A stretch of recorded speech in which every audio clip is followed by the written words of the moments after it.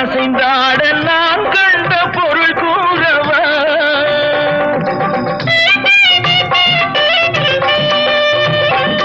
என் அண்ணாவை ஒரு நாளும்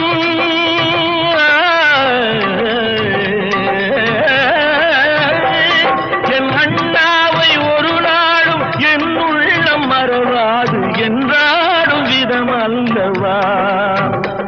நீ வாழ்கின்ற நாடெல்லாம் திருநாளே என உனை கொண்ட மணவாளன் தினம் பாட பூமழை தூவி வசந்தங்கள் வாழ்த்த ஊர்வலம் நடக்கின்றது